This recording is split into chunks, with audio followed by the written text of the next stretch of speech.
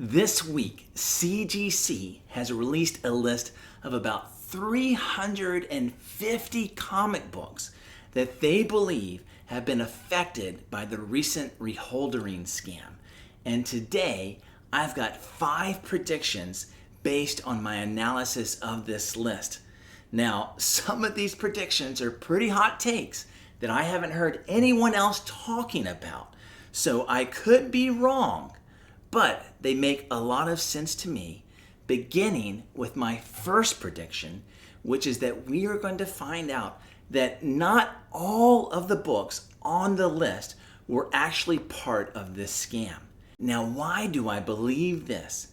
Well, if you take a look at the list, most of the books make a lot of sense to be part of a scam. I mean, you've got Incredible Hulk 181s, you've got Amazing Spider-Man number 300s, but if you look at the very top of the list, the first book on it is Adventures of Superman number 625, the second printing. Now, I went to GPA and found out that the last sold 9.6 graded copy went for $18. But if you used a scam and you got that 9.6 sold as a 9.8, its last sale went for a whopping $36. Now, it doesn't make any sense that this book was used in a scam, because even if you thought that $18 was worth the risk of maybe getting caught, you would be paying more in reholdering fees and shipping fees than you would make from that scam. And so it doesn't make any sense unless this scammer was a complete idiot. And even though he is morally an idiot, I don't think he's dumb enough to do something like that. And so what I think has happened is that CGC identified the person who was responsible for the books that have been identified as scam books and just flagged any book that this guy sent in for reholdering and put it on that list. And so books like this one made it on the list, but I think the guy who did the scam probably deals in some actual, real, non-scam books as well, including The Adventures of Superman number 625 second printing, and probably actually just had to send it in for a real reholdering.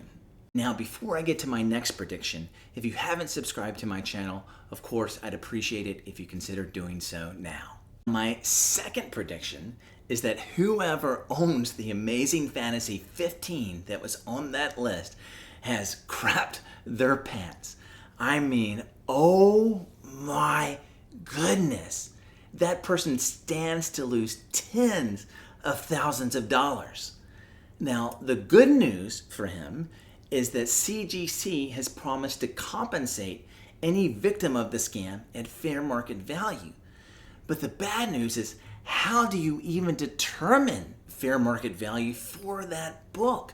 Because the last time that GPA records a sale for a 6.5 signature series book is all the way back in 2011. And so that means this guy must have bought this like at a show or something like that. There's no online sale of it since 2011. And that sale was for $29,500. And certainly that book is worth a lot more now. But the question is, how much more? How do you figure that out? I mean, I'm sure CGC is going to do their best to make a fair assessment of the book, but it's just going to be really hard to do. And so what if they underestimate by $10,000?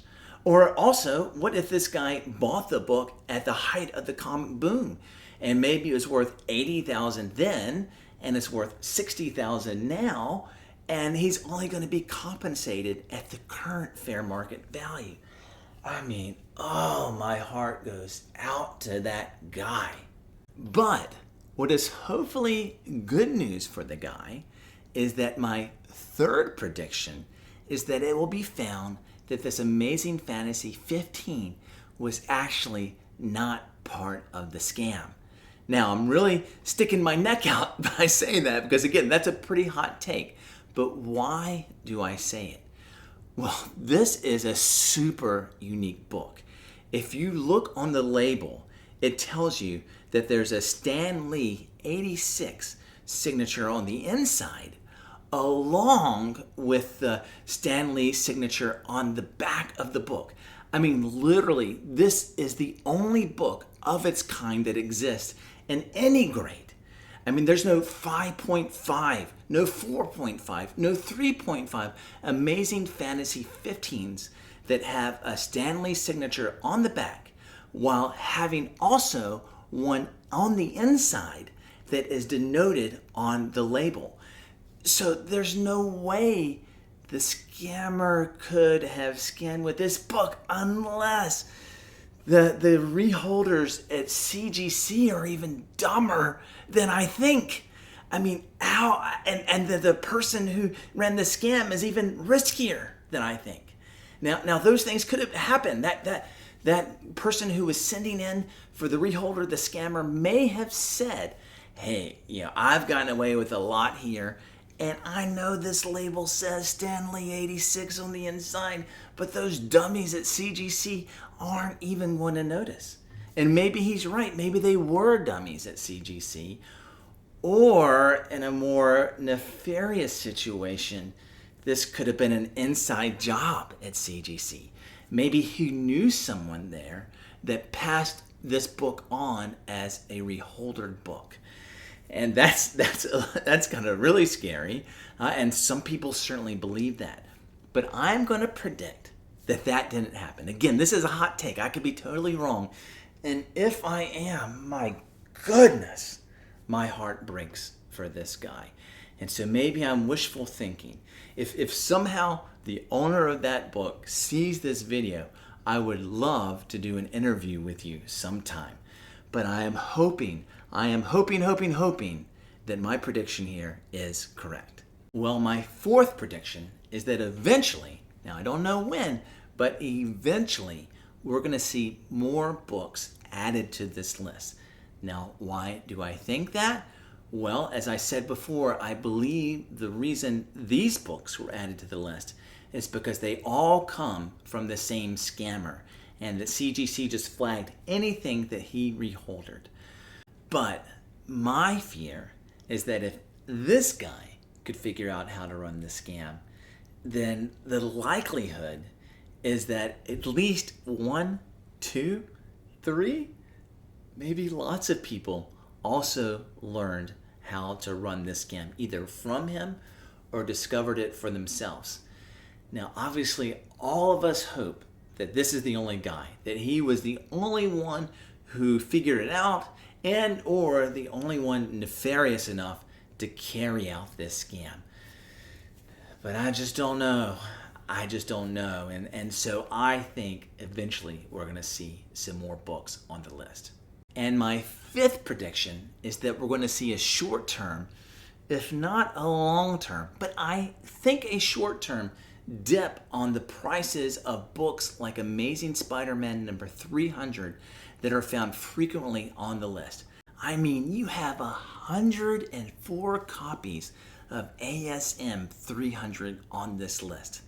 Now, the good news is that it's only high-graded ASM 300. So if you see a 8.0 ASM 300 on eBay, you're probably fine because no one's going to run the scam on a low-value book like that. Low value, I mean, still worth a bit.